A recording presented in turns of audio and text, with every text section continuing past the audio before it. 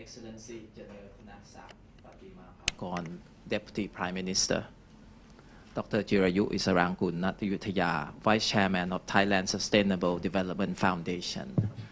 Today, on behalf of the Asia News Network, we are very honored to have two distinguished Thai citizens, would say, who will share some of our knowledge about Thailand, about some of the path going forward.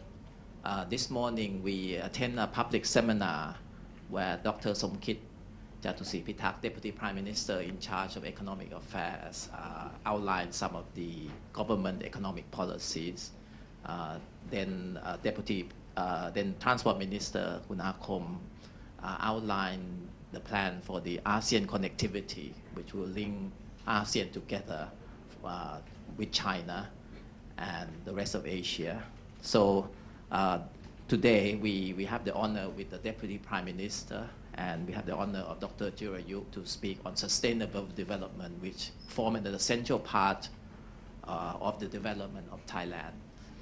Today we have 15 Asia News Network members attending this session. Asia News Network, for some of you who are not familiar with, is an association of 22 media, largely leading English language newspaper as well as local language newspaper, which have evolved into multimedia organization by and large from 19 Asian countries. Bangkok is honored by the members to be selected as a secretariat of the ANN, and we have several activities for the members. Apart from this, next week we will have some activities to attend the workshop, the video workshop, where the members, participant who comes, will also travel to 5 provinces. Apart from Bangkok, they will go to Ayutthaya, they will also go to Chiang Mai, Surin, and to Sukhothai, where they will have pictorial video images that can be shared among the members and the rest of Asia. And I'm happy to receive support for our activities from the Thailand Convention and Exhibition Bureau, the Sustainable Development Foundation, and the Rajapasong Square Trade Association. We are very honored, and thank you for supporting Asian media as a whole. If I could pass the microphone to Kun Jirut Isarangkul Natayuthaya, Vice President of the Thailand Convention and Exhibition Bureau, to say a few words. Thank you.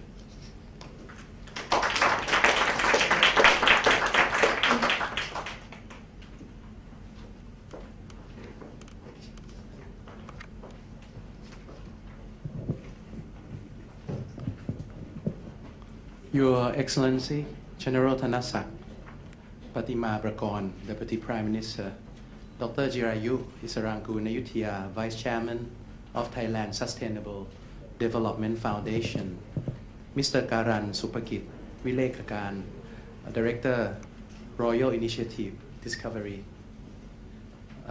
Institute, Executive members of the Asia News Network, ladies and gentlemen, I am honored to be with you all today on behalf of the organizing working group of this Asia News Network Fellowship Program.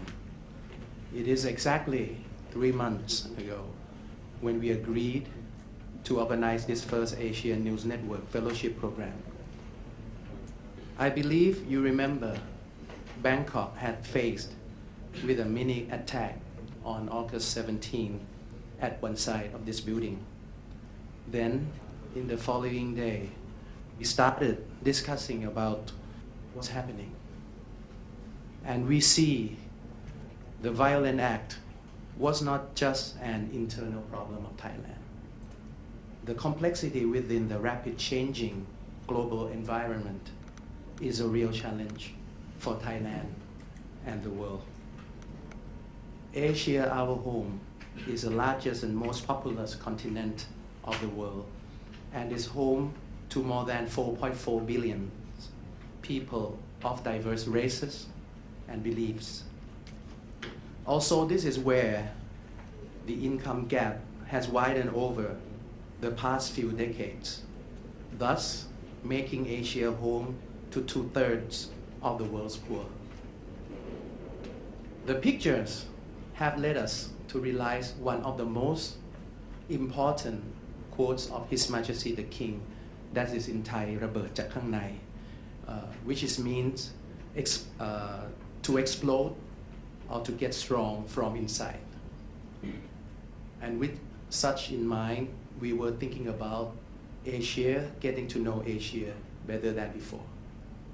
And since the 21st century is undoubtedly seeing Asia rising to become the Asian century, this brings us to be curious about how well we can do the best for the prosperity of our people. Asia may need to get stronger from inside first. And from that, a group of people representing Nation Multimedia Group, Royal Initiative Discovery Foundation, Thailand Convention and Exhibition Bureau, and Ratchaprasong Business Community have since joined hands to work on this program. And because it is undeniable that the media plays a critical role in promoting people's understanding, so a series of 3 visits to Thailand have been planned for this year as a starting of what we hope to become an annual Asia Knows Asia program. Ladies and gentlemen, Thailand Convention and Exhibition Bureau, under the supervision of His Excellency General Thanasak, has been promoting meeting incentive, convention and exhibition until Thailand now is a preferred destination. As a representative of a bureau, I wish to maintain our active involvement to make Thailand a place for Asia media and intellectual exchanges. On behalf of the organizing working group, please accept my sincere thanks for the high value time that you have given to be with us, and also thanks to Kun Phana for his big contribution. Ladies and gentlemen, the special session this morning provided you with the pictures of Thai economic development plan as well as Asia connectivity. This afternoon, His Excellency Deputy Prime Minister General Thanasak has given us the honor of his presence to give his welcome address. After that, Dr. Jirayu will present to you the long-term perspective. So now, please welcome His Excellency the Deputy Prime Minister Thanasak. Ladies and gentlemen, General Thanasak Patimapakon.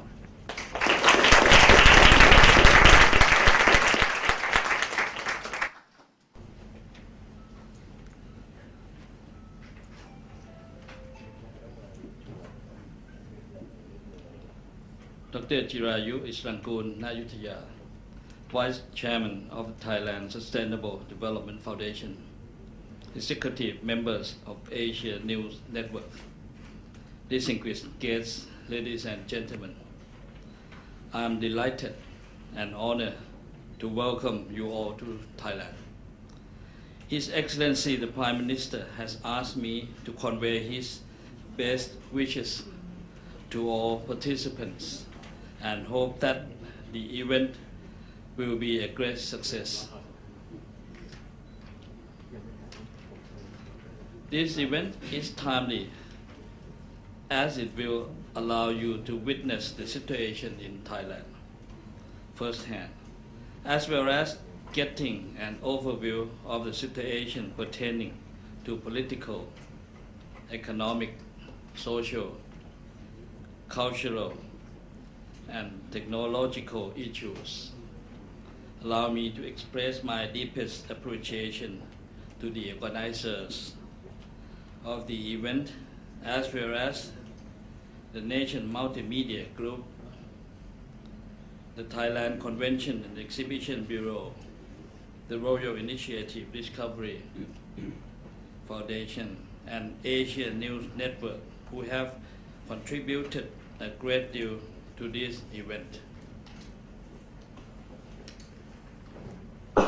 In becoming ASEAN community at the end of 2015, ASEAN will be a major force in the region.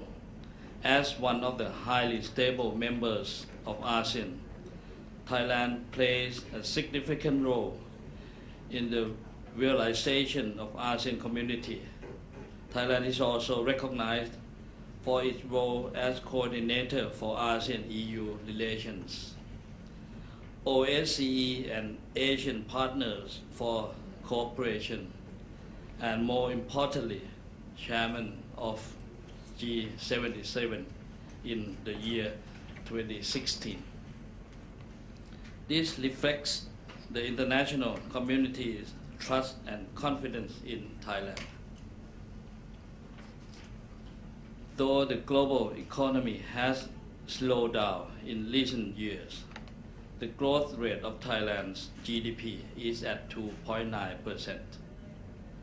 In the tourism sector, Thailand expects to welcome in total around 30 million tourists this year, which is an increase of 29% compared to last year's figures. The increase in tourist number will result in an estimated income of 2.3 trillion baht, or 0.7 trillion US dollar, which is 23% higher than last year. What I have mentioned earlier shows that Thailand is now moving towards stability, prosperity, and sustainability. Lastly, I wish to reiterate my appreciation to the organizers of this event and hope that the event will achieve a successful outcome. I also wish to thank you all for being here today. I hope that you will be able to experience Thailand through our food, culture, and hospitality. Enjoy your stay in Thailand and have a safe journey home. Thank you. ขอบคุณครับ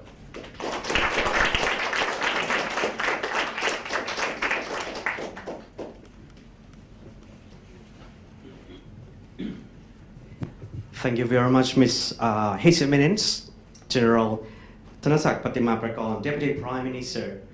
Ladies and gentlemen, next I would like to invite Dr. Jirayu Isarangkul Naitya, Vice Chairman of Thailand Sustainable Development Foundation, to be a keynote speaker in the topic of inclusive and sustainable growth challenges for Thailand and Asia. Ladies and gentlemen, please welcome Dr. Jirayu Isarangkul Naitya.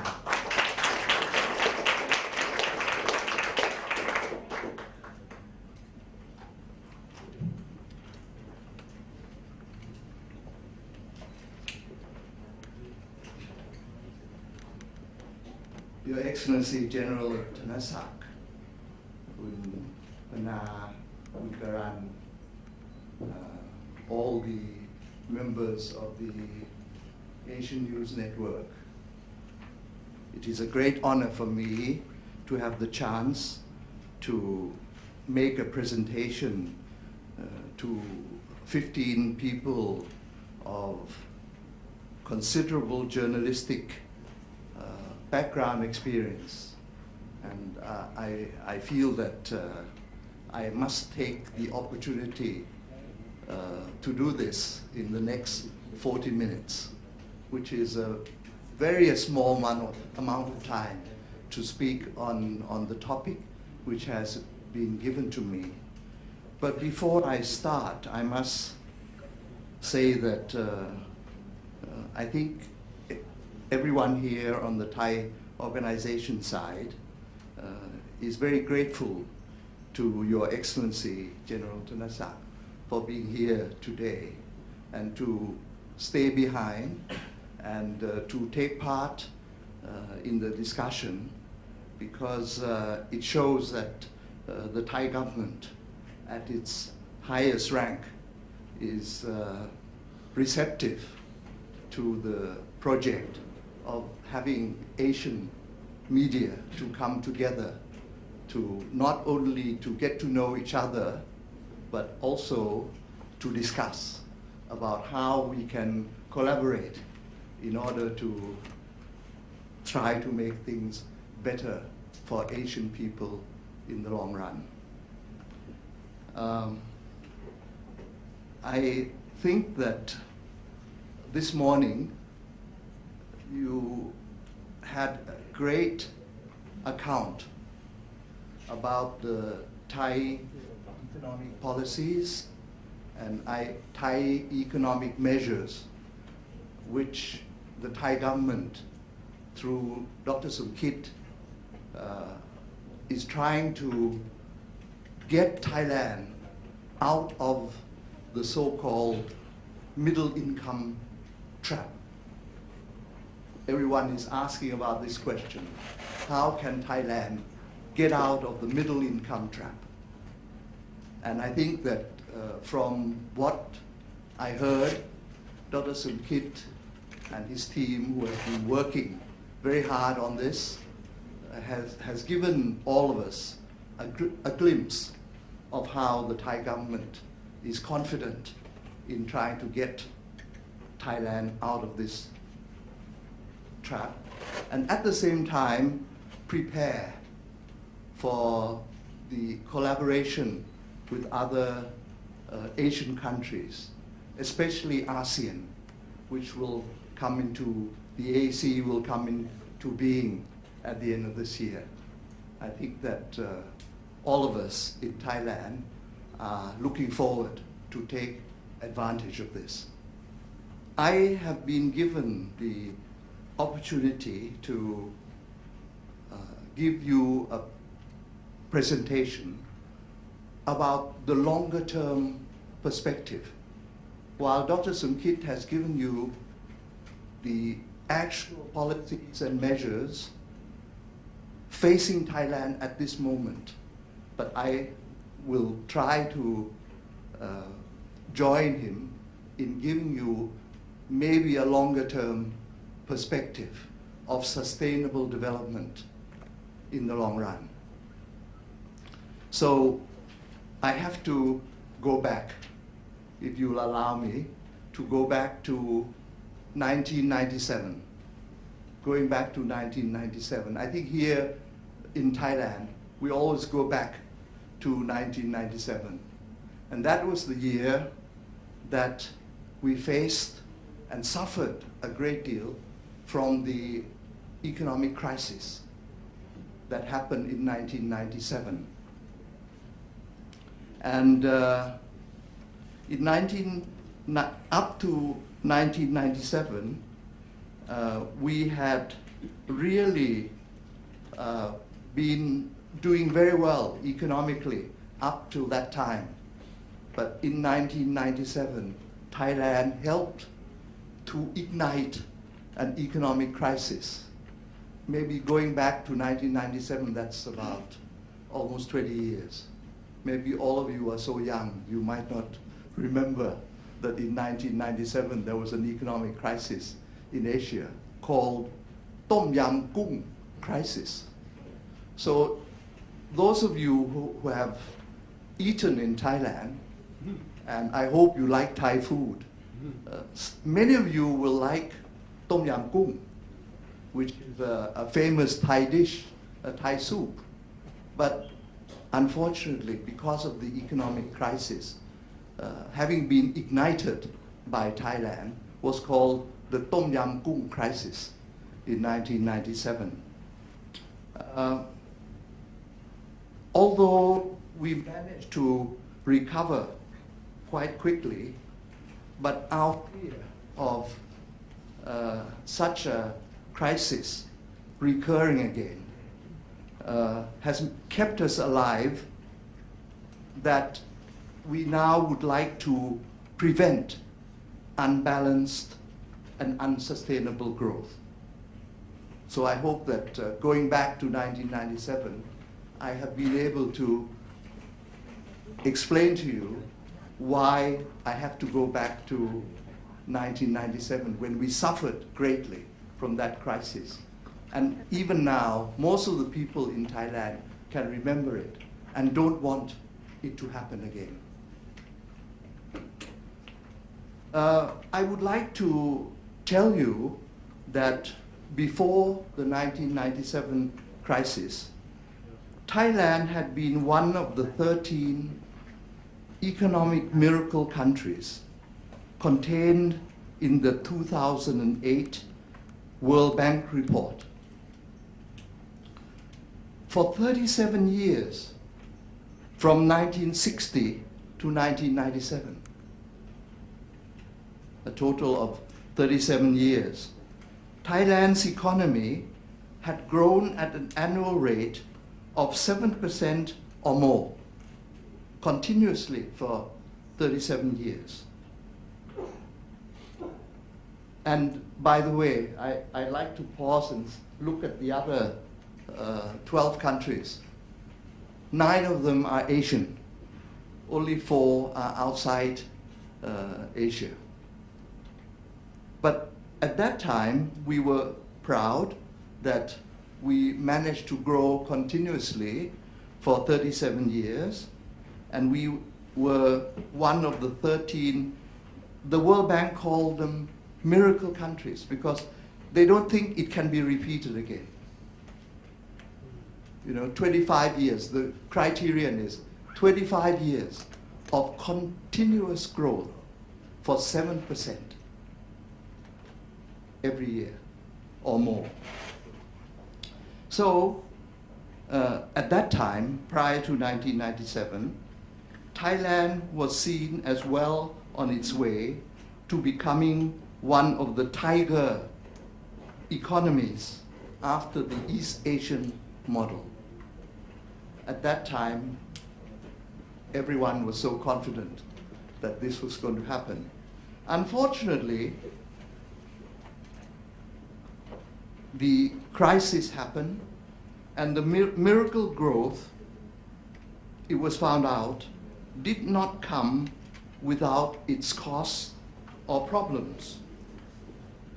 After the crisis, analysts identified that there were 4 main problems that we developed at the same time as the miracle growth.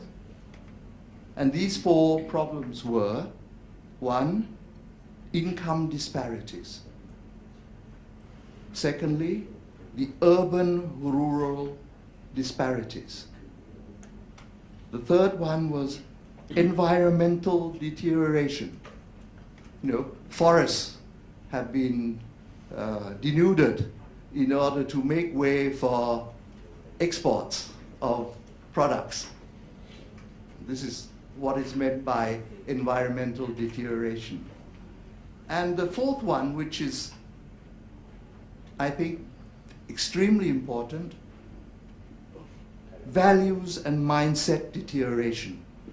During this long period of growth, everyone wanted more and more and more growth. So the values and mindset of the people had deteriorated. These 4 problems became much more exposed, and people were becoming very interested to try and solve them after the 1997 crisis. So the development activity after 1997 had to take a new track. Beyond merely disciplining the fortune seekers, the government needed a new paradigm for development of the country that could inspire the public to adopt sustainable ways of life at all levels. At this precarious time, as the country was grappling with the 1997 crisis, His Majesty the King, in his annual birthday speech in December of that year, captured the national mood by calling for an economy where people are more self-reliant and have an adequate livelihood for themselves. In the following year, His Majesty's thinking was collected from his public statements over past decades prior to 1997 and formulated as the sufficiency economy philosophy. The King gave it the Thai name of Sethakit Pawpiang, which literally means an enough economy.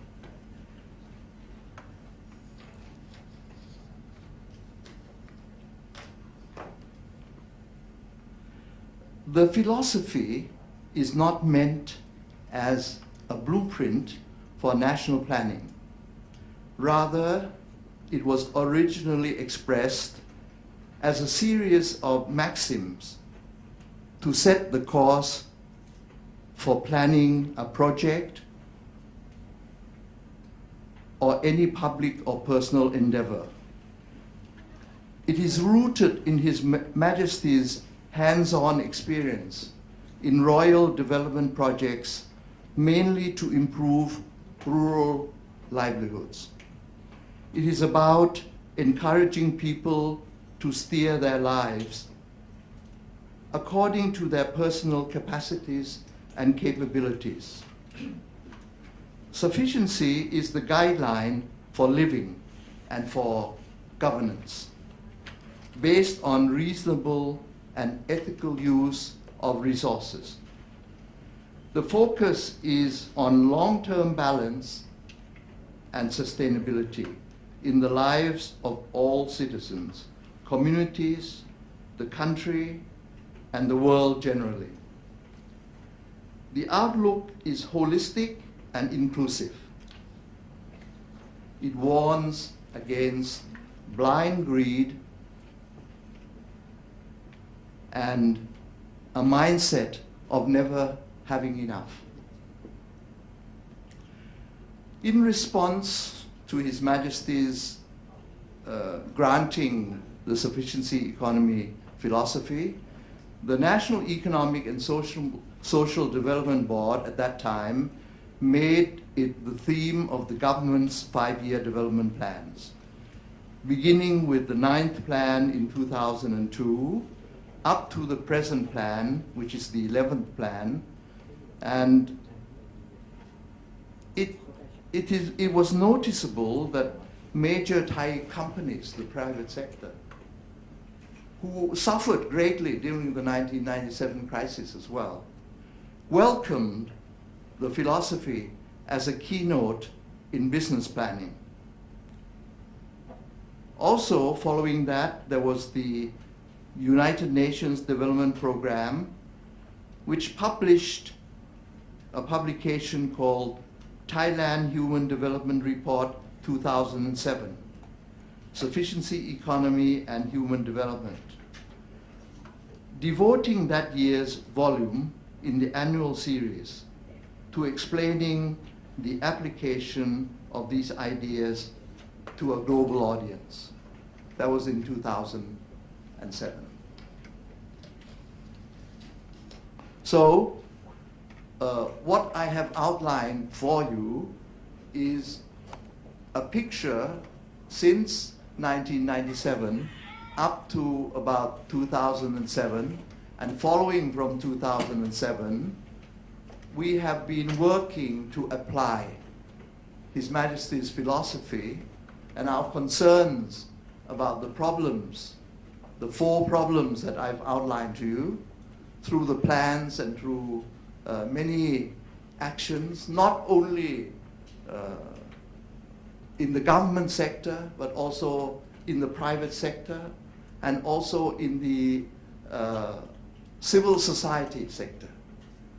There has been this interest, and it is because it comes, first of all, people had the national mood to take it up, as well as it is His Majesty's philosophy, and we were afraid that if we did not solve the problems in a sustainable way, we will have another crisis. So out of all these conditions, we have been following up on this.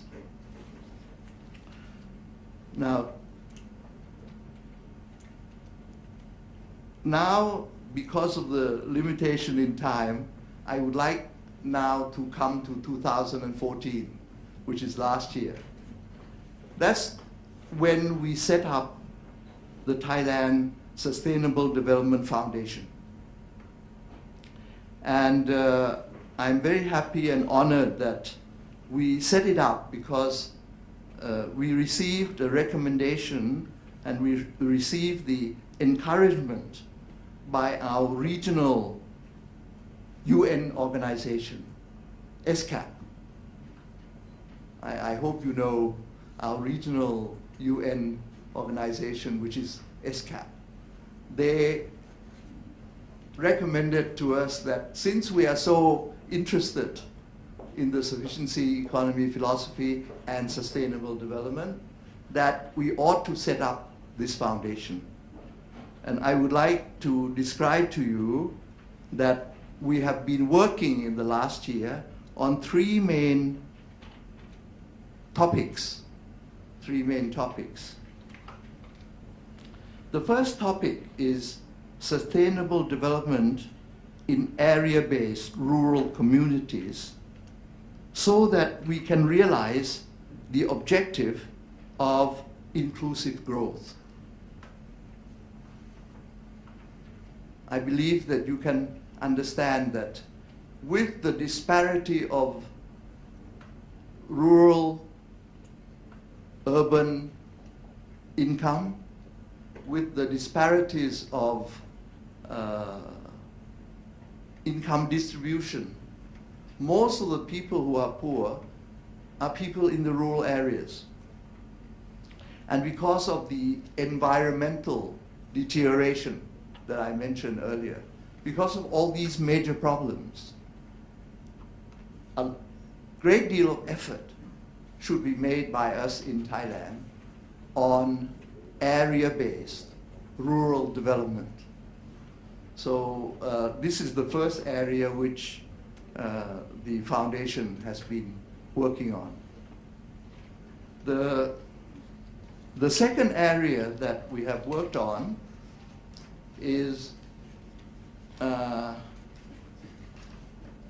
encourage studies and research into the conceptual relationship between sufficiency economy philosophy and sustainable development.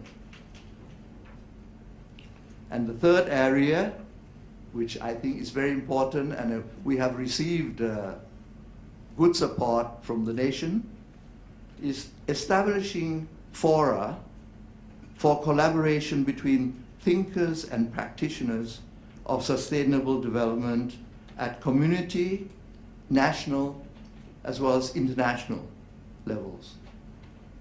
So this is what we've been working on. This is our framework of work at the Thailand Sustainable Development Foundation. Out of all this work, I would like to show some optimism to all of you that I think we see certainly a glimmer of hope about the possible success of Thailand's sustainable development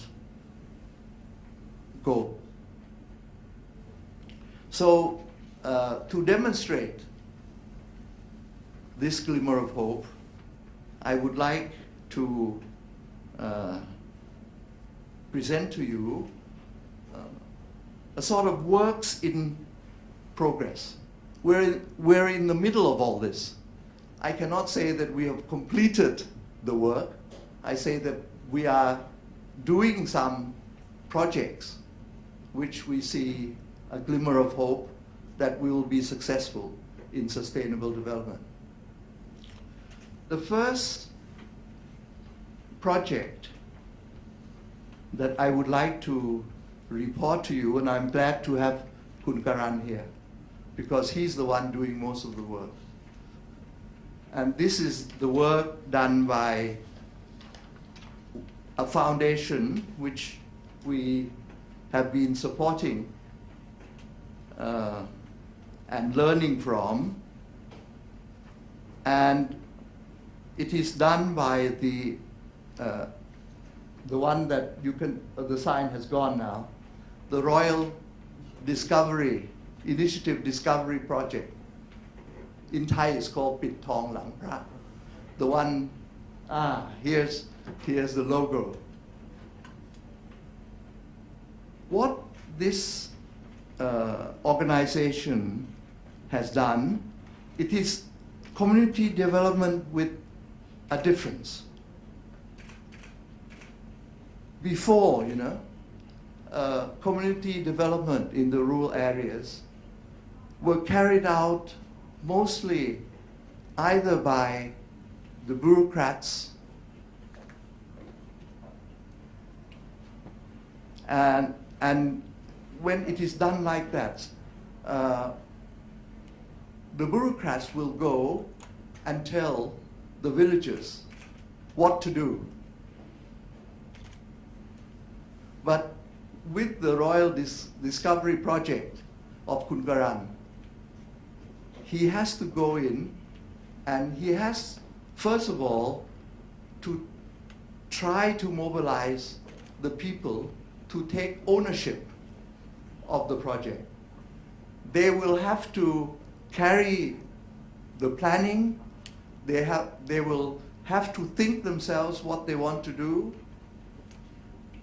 and then they will have to do all the work that they can do, and all the rest will go in to help them to do it in things that they cannot do themselves. So this is the difference. You have to ignite the ownership of the people.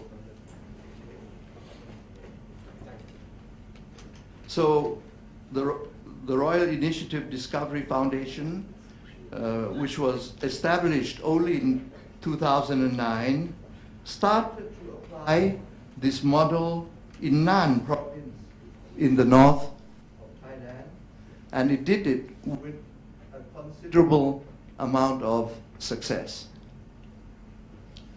Since then,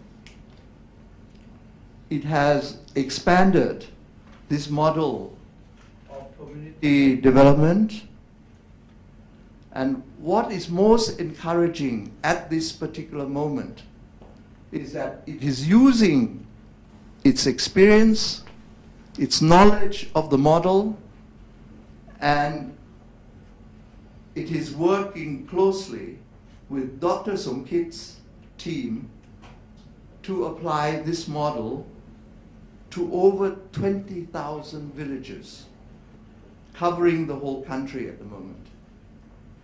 So this is a very good combination of, I would like to call civil society, a foundation, carrying out almost like research on the right model to apply, and it joins hands with the government, which has all the manpower and the budget, using the right model, and now it is not limited to the personnel of the foundation. It is going out with all the personnel of the government and with the budget of the government. So it's covering about 20,000 villages all over the country. So in terms of scalability, I'm sure that you will see this picture. We have gone all over the world, and we will see a very successful project, but there is no scalability because success is limited to one village. But in this particular case, we have a good chance, and I'm sure that during the Q&A, if you ask Kun Karan, he will be able to tell you and give you real answers as to how this is going to, that he is optimistic that this will make a difference to the target of inclusive growth. Whereas before, if you have a community development, rural development, but the villages themselves, the community leaders themselves, do not own the project. They don't feel that they are responsible for the project. So it becomes a handout kind of a project. It is not sustainable. Because once the handout is taken away, then the villages or the communities are as weak as before. You need to create strength to the community leaders and the communities. So I think that with this project, I'm fairly optimistic that we will be able to create real growth and real inclusive growth, because instead of going to the influential entrepreneurs, we are making the villages or the communities become strong in themselves in order that they will be able to build from strength to strength. So here, let me raise this question not only to you from the ANN, but also to Kun Karan.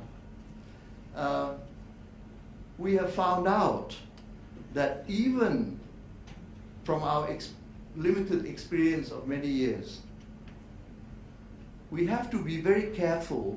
We are seeing contrasting results from many communities.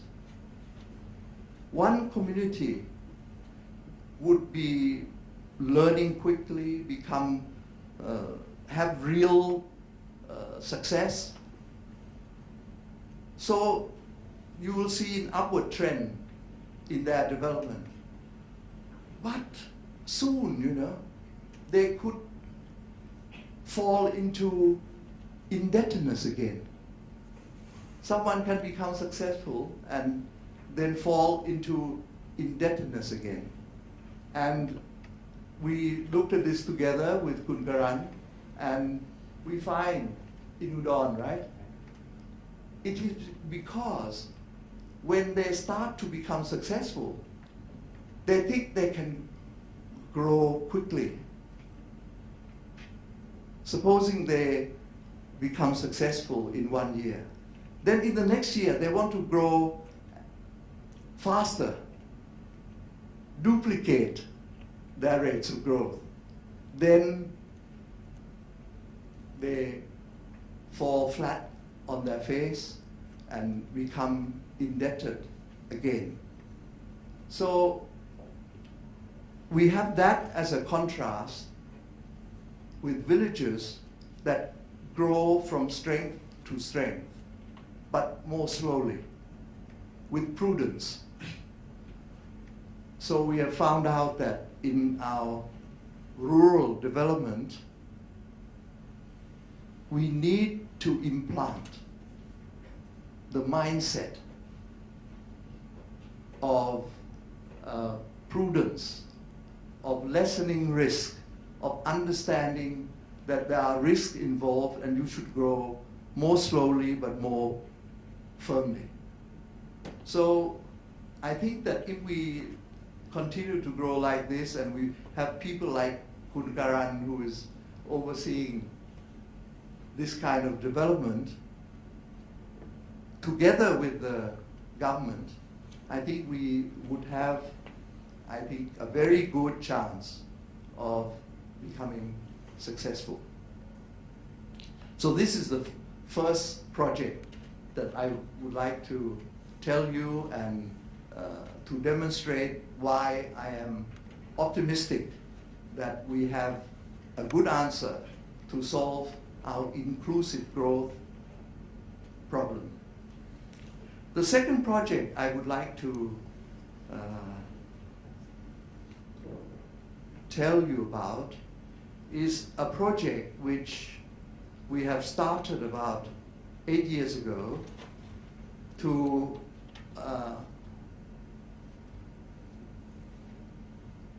spread the application and the knowledge of sustainable development and sufficiency economy philosophy into the school system. In the United Nations publication, they gave us 6 recommendations in 2007. The 6th recommendation was that if you are going to be successful to solve the fundamental problems, you remember I told you about 4 problems. The last problem was the deterioration of the mindset. So the UN report in 2007 recommended to Thailand that if you really want to be successful about the mindset, you have to do it in the school system. You have to start with the school children. So that's why we embarked on trying to reform the curriculum in schools, right from the kindergarten to secondary school graduates. 12 years of education. So the curriculum was altered so that the idea of sustainable development and sufficiency economy philosophy was transmitted in the curriculum to the school children. And I remember that when they started to do this, they experimented. They started with 9 schools. This was in 2005. But now I'm very happy to report to you that the latest number that we've got is that 19,000 schools, 49.5% of all the schools in Thailand have now passed the assessment of being sufficiency schools. So this is quite an achievement, and there is one lady that I would like to mention to you today. Her name is Dr. Priyanut. She has worked on this for the last 10 years or so and has enabled half of all the schools to have passed this being the sufficiency schools. And it is being assessed, all these schools, they're being assessed on not only the school children, but also the teachers, also the directors of the school. All of them must demonstrate their knowledge and their application of having sufficiency economy philosophy and sustainable development in their administration, in their teaching. So remember that this was the objective of doing this is to produce children out of the school system which has a sufficiency mindset, which includes also the ethical elements of carrying on life. So if that is the case, we have a good hope that the next generation, the generation that's being produced by the education system, will have a chance to have this right mindset. So I would like to mention now about the third and last project that might demonstrate this glimmer of hope. Of course, we are worried that the school children, by the time that they enter into society, once they've graduated and they enter into society, if society has not changed, their mindset is still not favorable to sustainable development, then maybe the children will be absorbed into this society that is not having the right mindset. So we attempted probably one of the most ambitious projects, and we call this the Thailand campaign.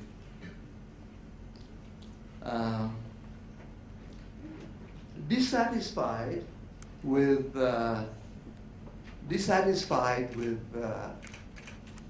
conventional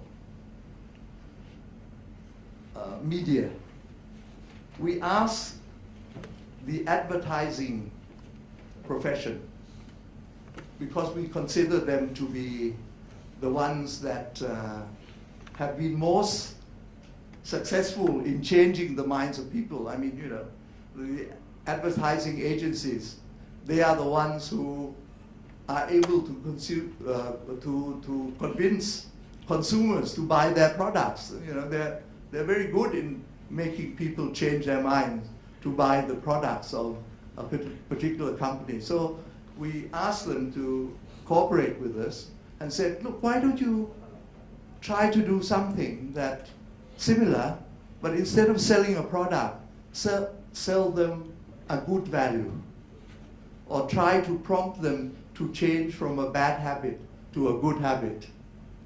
So they collaborated with us, and they did a survey of the Thai people, and the Thai people in the survey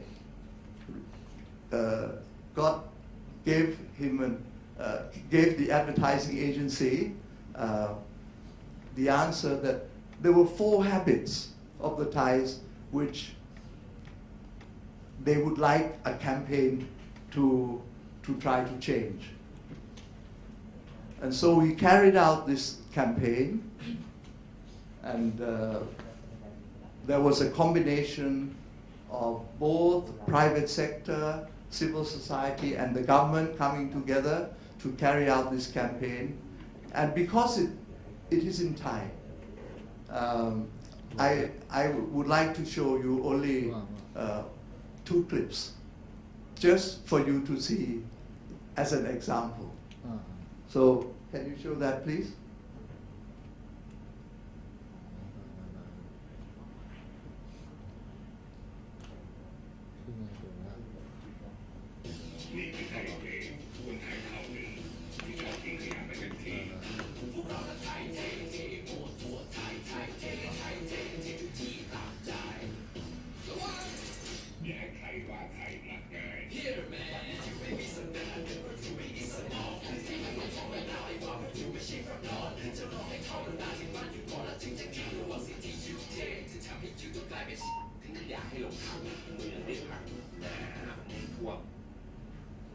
Well,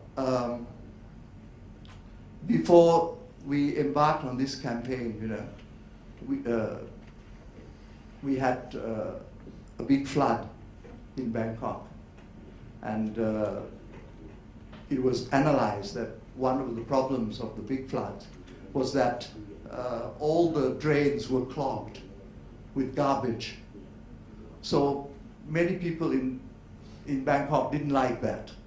And so in the survey, they said, oh, this is a very bad habit, so please have a campaign against that. So this was the campaign that the advertising agency thought up for us. And we showed that, together with the other 3 habits, which was corruption. Corruption came head of the list after the survey. And then there was one about reckless driving, and another one about people who lived beyond their means. There were 4 bad habits. And so we had these 4 clips.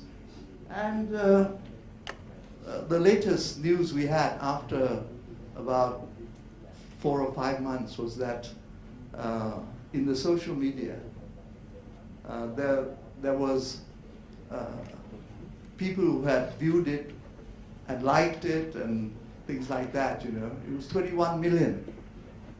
So it's quite a considerable success that it had reached the minds, especially of the young people. I mean, you know, I didn't appreciate it as much as I should, because it was short and it contained a lot of gimmicks and things like that, you know. But it seems that the young generation likes that. And they don't watch, I've heard that they don't watch television any longer. They only look at the social media. So in order to try and convince the people of getting to them, so that they will change their mindset to becoming, to have a better mindset that is amenable to sustainable development. We need to enter into a campaign like that. And while it was reasonably successful, but one of the byproducts, which I think will turn up to be a main product, that is, during the campaign, 86 organizations join us. We started with 5 organizations, and 86 have joined us. 13 government agencies, 62 private business, 11 NGOs. So 86 organizations join us, so that we will be able in the future to collaborate and steer the CSR activities in the same direction in order to improve the social behavior of our target groups. So I think that this is the reason why I think that I'm optimistic that these 3 projects together, the first one is the rural community development, quite substantial. More than 20,000 villages they're being worked together between the government and the foundation. The second one are the sufficiency schools, almost half of the whole country now, and still progressing. And the third one, we can coordinate organizations in order to continue the campaign to make people have better social behaviors and mindsets. So if we combine all these together with other efforts, I think that we will have a good chance of success. So I will only bother you with 2 more points, 2 more sort of reports to you. The first point that I would like to report to you, and I believe that we have a representative from Bhutan here. Right. Let me say that in our work on sustainable development here in Thailand, I would like to say that Bhutan has caught the attention of the world when it proposed to change gross national product with gross national happiness. Am I right? Although I don't think we can measure gross national happiness yet. But most of the prominent economists of the world, including Jeffrey Sachs, has said that we have to give attention to what Bhutan has pointed out, that we mustn't blindly look at gross national product or growth per se, that we ought to look at happiness as a main target for development. And I would like to report that from the gurus that we have going into the rural areas, maybe I think that we are on the right track together with what Bhutan has pointed out. Because what we have found out from some of our rural development projects, no longer does the community leaders or the villagers, the grassroots, say that they want to have increases in income only.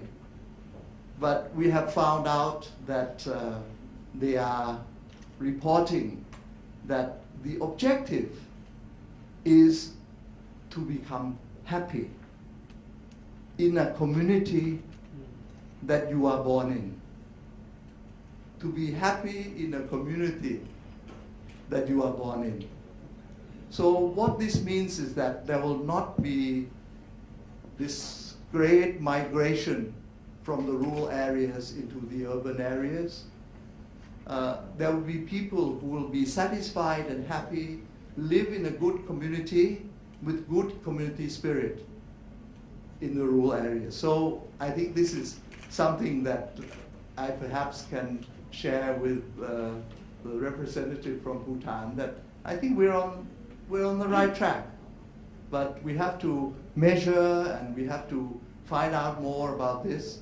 And while a country like Singapore might not have this dilemma, but all the other countries, you know, Indonesia, Myanmar, Laos, that we have, all these countries that have a big rural sector, I think this sort of urban-rural dilemma,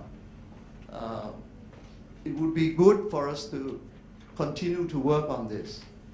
And I think that, you know, this idea of happiness, of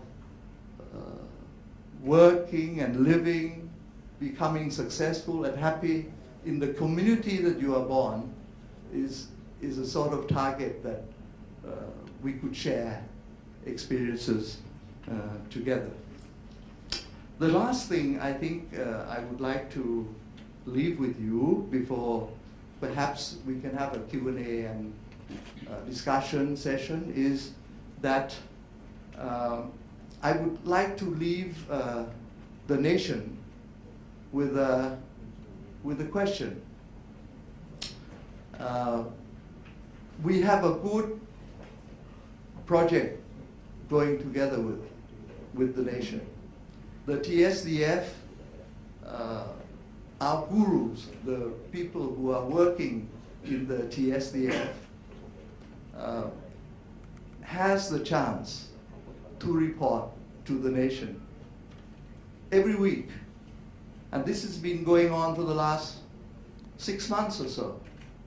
So every week we have a column in your Krungthep Thurukit, a Thai business newspaper.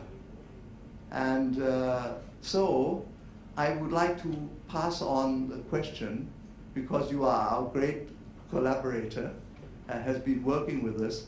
Perhaps you can start the Q&A session with giving an assessment on whether this kind of sustainable development effort is going in the right direction or not.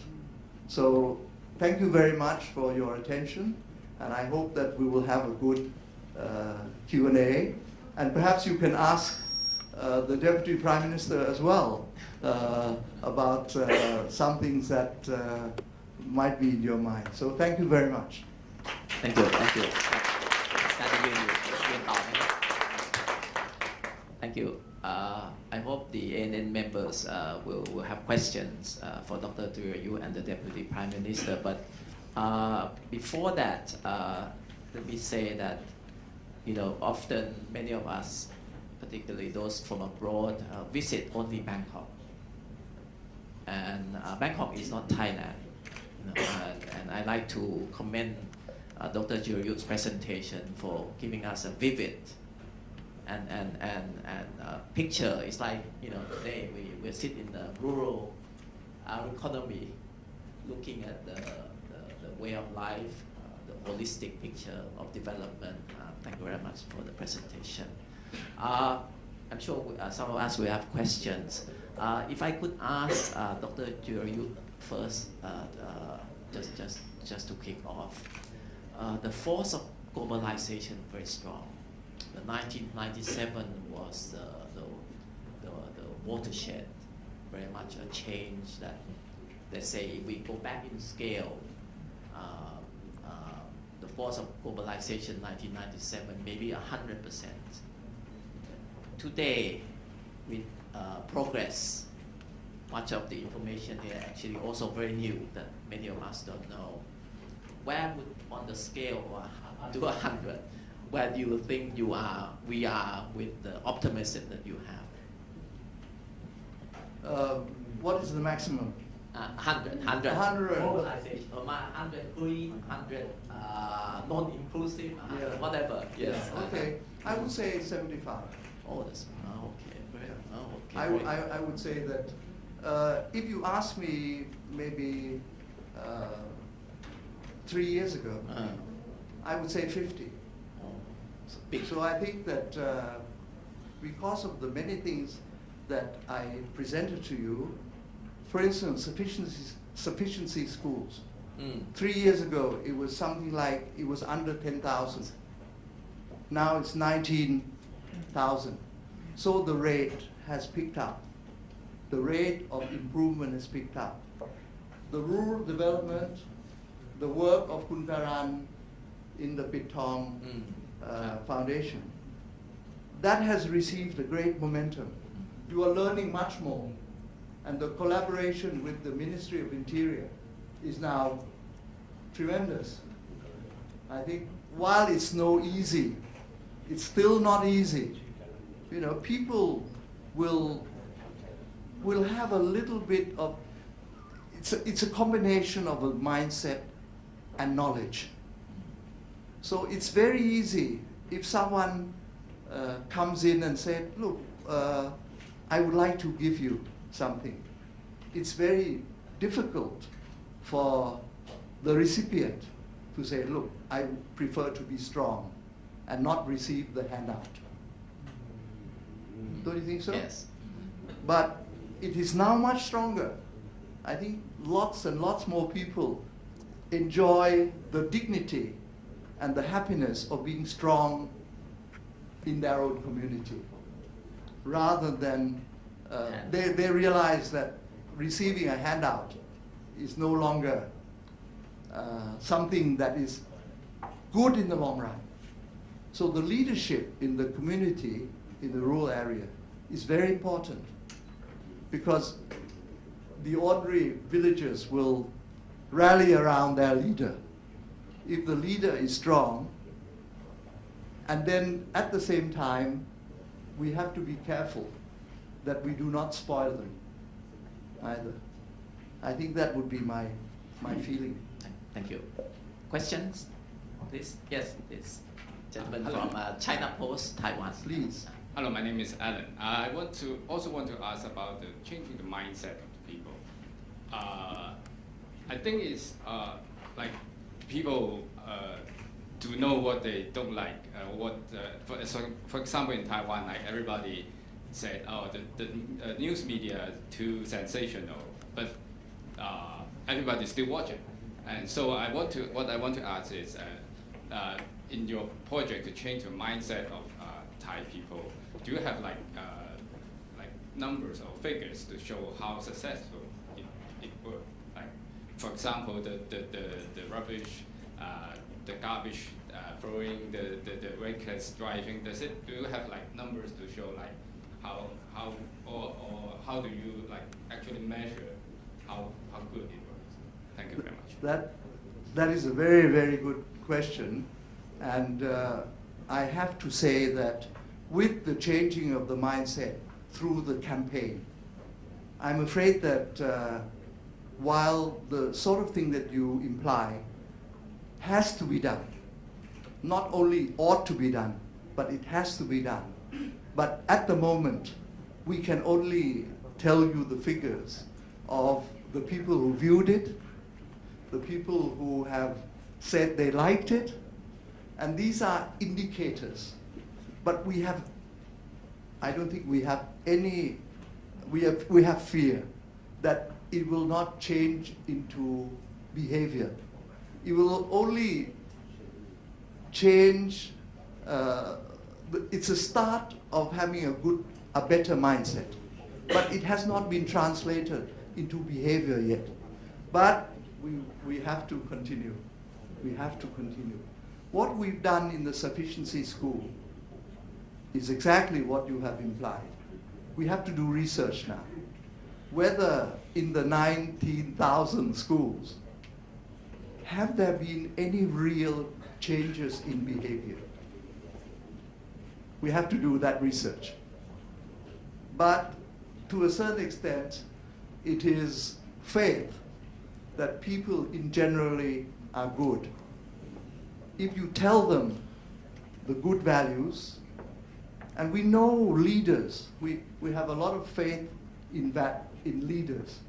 ผู้รันจะเห็นด้วยไหมว่าผู้นำชุมชนเนี่ยที่เรียกว่าปราชญ์ชาวบ้านเนี่ยถ้าเราคุยกับเขาดีๆนะฮะผมคิดว่าเขาจะเป็นต้นแบบด้วยนะครับแต่ผมขออนุญาตพูดภาษาไทยบอกที่ไหนก็นิดนึงว่าเขาจะเป็นต้นแบบให้ในการที่จะเปลี่ยนวิธีคิดที่จะพึ่งพาตัวเองแทนที่จะรับจากทางรัฐอย่างที่เคยมาจะเป็นแกนสำคัญเลยครับทั้งผู้ใหญ่บ้านนะครับทั้งผู้นำในพื้นที่ในการทำงานในการพัฒนาชุมชนรูปแบบนี้ครับ Kunkaran is the one, he was a governor, a high-ranking governor in the administration.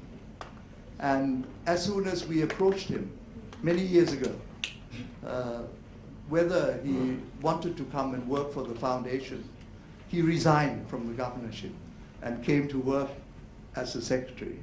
And the answer which he helped me to answer you is that the leaders in the various communities are so important. They have the dignity and they also have the wisdom. And if you can get to them, they can influence the villages as well. So I think that this is the thing that we have faith that it will work because we can see it happening. We can see it happening. But I'm afraid I can't tell you the magnitude yet because after doing a lot of work, it's only now that we are trying to expand the scale to have 20,000 villages. That's a huge scale, you know. But we will be having the same kind of interest to follow this. Consequences? Yes. From Korea. From Korea. Doctor, you mentioned 4 points that ail sustainable development of Thailand, and you mentioned explained about 3 projects. So I was wondering what are some of the projects and efforts you're putting into addressing the problem of income disparity, because it's obviously a question that encompasses social welfare system and social structure. And also, I have another question. Can you elaborate more on the sufficiency school program? Like, what are methods and programs that you use to apply that program so that students learn the values that government sees as important? The first question is our thinking that in the old days, in the past development, even during that 1960 to 1997 period, that we had growth for 7% a year. Very satisfactory, 7% a year for 37 years. But during that time, it was a time when the people who were in agriculture were growing mostly what I call monocrop, one crop. And they depended on the export of the crop. So when the prices were high, sometimes they did not produce in time. Once they started to produce, already the prices dropped. So this is the main cause of the inequality of income. That's why we think that through the Royal Discovery Project and the government together, when we go into develop the agriculture of these rural areas, instead of having a monocrop, they should have a variety of crops. So, and some of it is for their own consumption, and some of it is for to produce in local markets rather than going to the world market. So in this way, they have less risk. They may have less income in the peak period, but they can satisfy their livelihood. So, and the most important thing that Ban Ki-moon said is growth with dignity. It's not a handout. It's out of their own effort.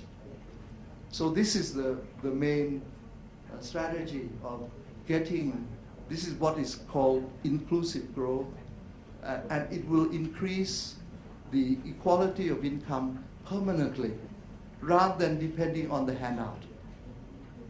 So that's the first one. So most of the efforts to solve the income gap is focused on the agricultural, rural.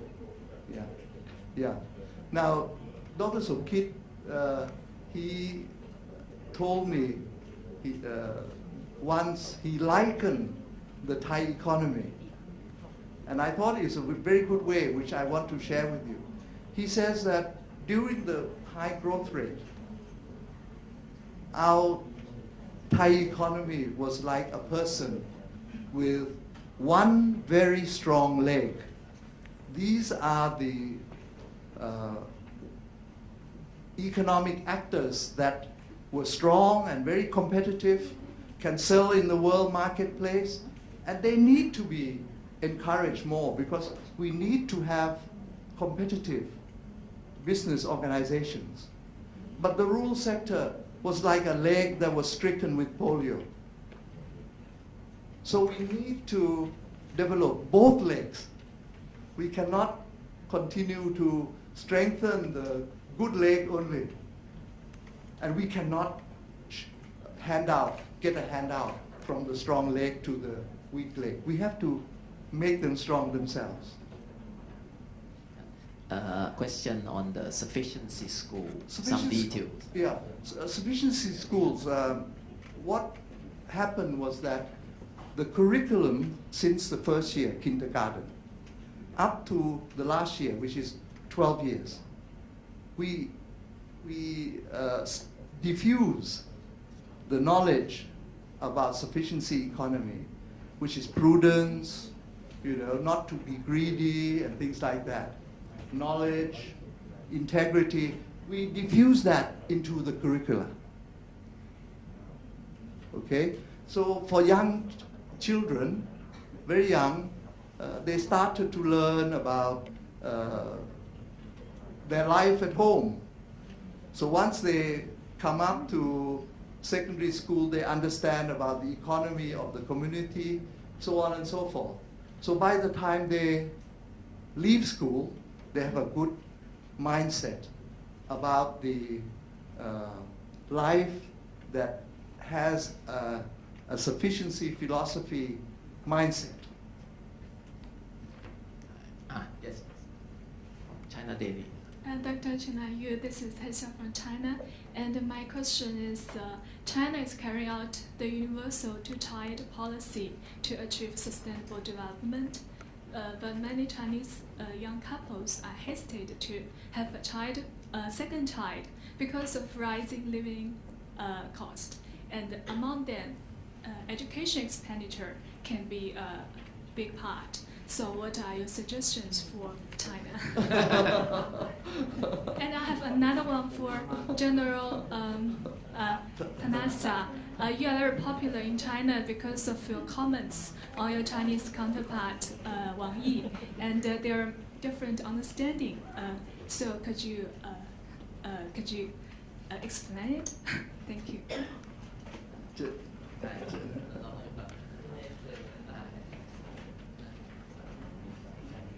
Could you ask me again, please? Explain what?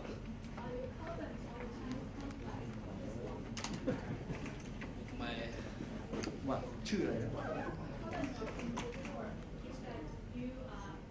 my relationship or what I think about him or something like that. So we are very good friends.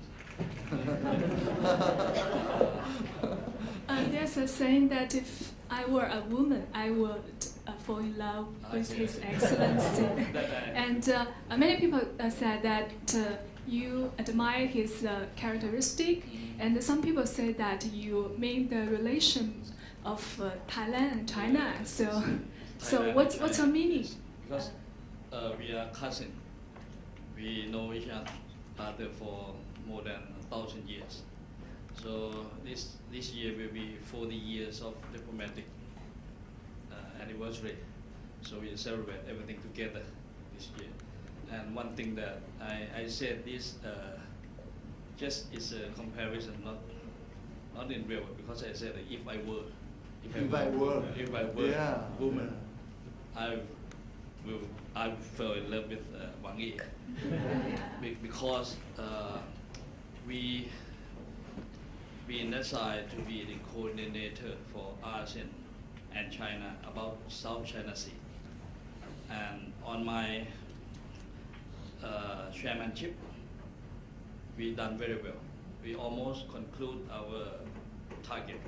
We will conclude our COC, Code of Conduct, almost put in the paper. But unfortunately, we just hand over our chairmanship to Singapore. So I put a big burden and headache, a lot of headache to Singapore, our friend. There are some Singapore people here. So now they have to talk about South China Sea. And in 3 years of our chairmanship, Thailand chairmanship, everything quieted, work together. Whoever cannot talk to China, they can come to us and we can talk to China. That's why I said that if I were a woman, I would fall in love with him because anything we talk to him, good response coming back and make this area, this ASEAN and China and South China Sea in very peaceful manner until now. So, and you know the situation now, try to raise something up. But it's a big burden for whole ASEAN. But the main coordinator will be Singapore now. But we still support Singapore as well because last 2 or 3 weeks ago, some of representatives of Singapore met with my Prime Minister and raised about this issue as well. Because when you change coordinator, it's almost change everything because we come almost to it because China accept the DOC and he accept to write something in COC, something like commonality that we can work together. We have hotline, we have exercise, HADI exercise, anything, tabletop exercise, and we put something on this list and put something that China doesn't like, put in the paper, and we will talk later. But the good thing is we can put everything in one paper. That means the peaceful in South China, so we can see the light in the end of the hole of the tunnel. But now we wait and see. Everything will come and see. And for this APEC meeting, I believe that there will be someone to raise this issue as well again. I come back again to your question that he's nice, polite, and Thailand and China, we are cousins. We and the other country, we are long-term friends, we are good friendship. Some country, 180 years friendship, so friends should know each other. So that's why I dare to talk that time, because this is the meaning for my heart to him. But we are friends to each country, every country, like Russia, have a selling good, buying thing, buying good something. But because of the dignity, some country try to balance their power. So, but in Asia, people, dignity is the first thing, and sovereignty is the number one. So if someone try to do something in front of your home, they try to.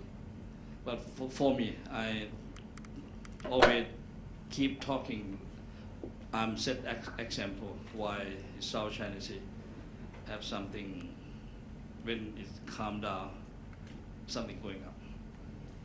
Some country, our friend, come to do some exercise, combine exercise with some country. China come one step. When our friend go back, China stand still, same place. When they come to do another exercise, China come another step. Some country go back, China stand still until they build their island now. This is, if you face back and you will see this little, and I talked to chief chairman of chief of joint staff of the US, he understand. I talked to foreign minister of Russia. Everybody understand this philosophy. If everybody try to remain calm, we can solve the problem. And ASEAN will not gather together and talk to China about something, some issue. We decided we will talk bilateral about the benefit of the country. It will be fair for China. So that's why we try to negotiate and we coordinated with everyone that why 3 years ago, no problem. And come back to your question again. The why I said I fell in love with Wang Yi again. He's so nice. That the way I say thank you to him last 3 years. Because he said something thank you to me first too. Because that will be the ceremonial for thank you to each other for finish our term. So if this will be good and ASEAN strong and be one, the benefit will come to ASEAN. But if we divide, we not be the same as one, we will lost benefit. I'm not sure that I answer your question or not. Okay, thank you. If I could ask you all to give both the Deputy Prime Minister and Dr. Jerry a round of applause for their candid comments.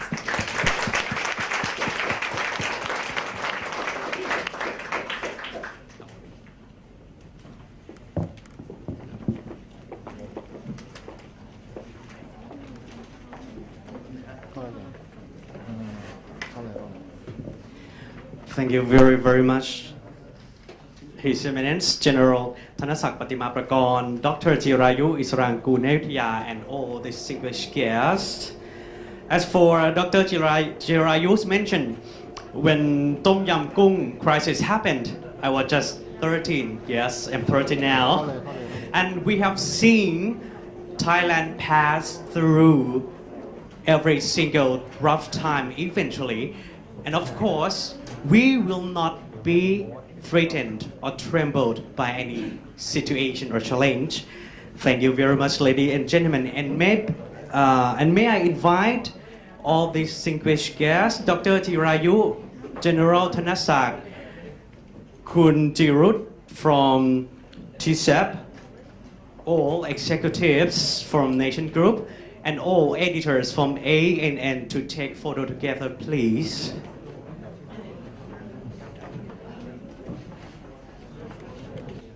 And thank you very much, all members of ANN and all distinguished guests. We hope to see your good responses about Thai society, economic, and of course, political aspect. Have a nice day and enjoy your stay in Thailand. Thank you very much. สวัสดีครับ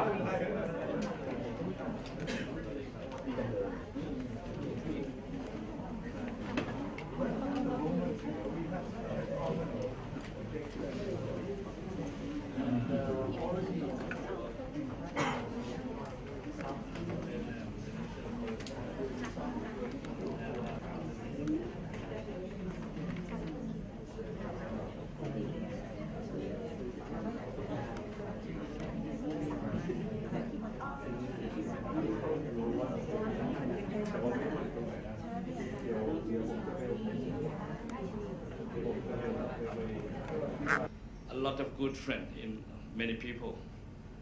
So I'm a good friend to Russia, to China, or some country in Europe or the West or something. So we welcome every country, not only one country. Our opinion, we believe that we can get together and we live like harmony with everyone. So anybody in the world, I can talk to those, we can telephone call, we can do anything. But I understand some countries have to show their manner or something. But on the table, we still work at the same, because I said that if you do not maintain this relationship, they will miss the trend. So we come back strong. In democracy, we are strong. We are highly stable in this ASEAN. So when we are strong, that means everyone have to hear our voice. This is our motto, our objective. So whatever, or if you can see that one country that come to us, it will be China, when we have to intervene the government that time, because we cannot go, everything stop, lock, go to deadlock. We did election, cannot work. We done everything, but if we cannot solve or fix ourselves, that means back to 1997, as Dr. Jirayu said. So we will make a problem again for this area, for the ASEAN and Southeast Asia as well. And we will be worse than Tom Yam Kung that time. So everybody and every country in this area come to us, even India, Australia, we are good friends. So as you see, when the incident in Radusong, Australia said we have to come and support Thailand. Everybody go to Thailand. This is our friend. So we are friend to everybody. So I mean it. That means if I translate it to Thai or English, that means China is a very good friend of us, good cousin, and we talk in sincerity manner. And because of we like to raise outcome for good for the world, for every country. And in my chairmanship, on the day that I be chairman, on the last day that I control the meeting, in that atmosphere, very quiet, nice harmony, peace and full, better than the other meeting. Maybe I answered too long for my answer. I still love him. It's not polite for not diplomatic talk, but this is press talk.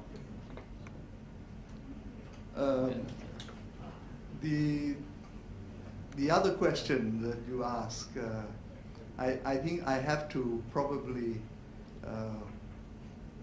I hope you don't think that I'm evading the answer to your question. But let me answer by saying that the sufficiency economy has three main principles. One, moderation.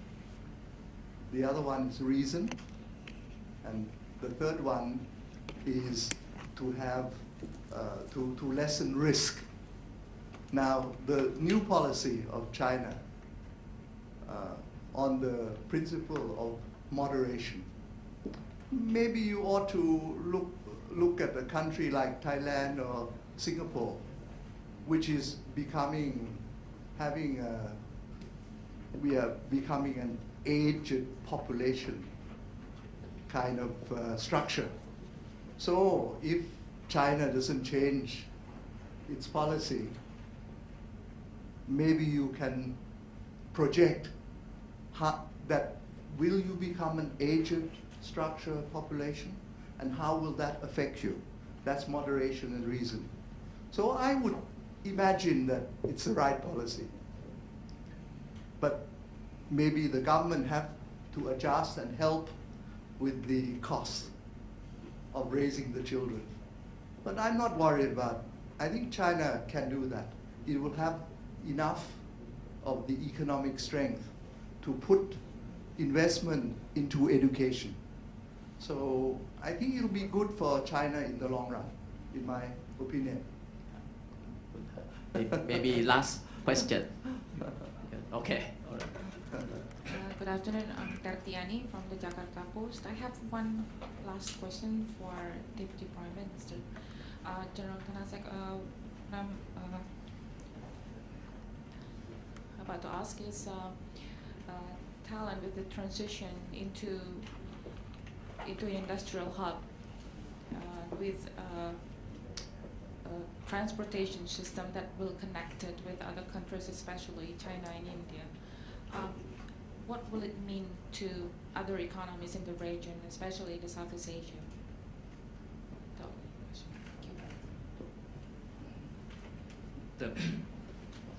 I repeat your question that bit. If Yes. what is the that will happen with yeah. if the with the development, with the progress in 2023, when Thailand will be connected, and it has become an industrial hub, an economic hub in the region.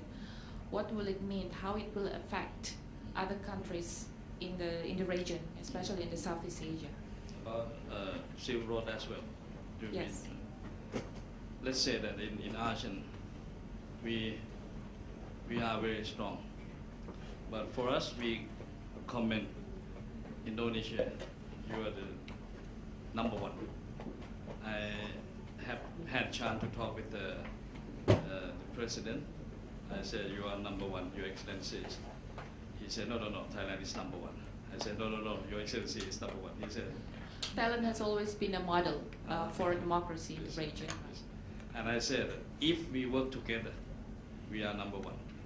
So he agreed and he laughed. So when ASEAN come to be one, we will strong and everyone have to hear our voice. But before, if we separate, no one listen to us. So when we strong, by the end of this year, we will be ASEAN community. That means we will strong, more people, more economy. And many countries look at us like a hub. India look to our country like a hub. China as well. So now we have a lot of communication, railway or anything, that we will build a fast rail, not high speed, but in between not more than 200 in the beginning. And we connect to Vientiane, and Vientiane doing as well. So in future, we have a lot of things. Even the road from India, Burma, Myanmar, to Thailand as well. And a lot of things that we build road, go to China, to everywhere we can go by road now. And when we had some meeting in the past, sometime I drive, sometime my friend from Vietnam drive. And for us, for military side, from Indonesia, very close, too close, very close. I close to every chief of defense force, and I close to your minister of foreign affairs as well. Last government, I know almost everyone, but this government, I know a lot of people, like Excellency Susi, and Redno is very nice. A lot of people try to work together, and if we work together, we will be number one. And if you talk about only your country, everybody like to say only your country benefit. But when we talk about ASEAN, we saying about ASEAN benefit. So everyone give their opinion, they get their idea, collaborate to each other, so it become good thing. And China Silk Road mean on the road and in the sea as well.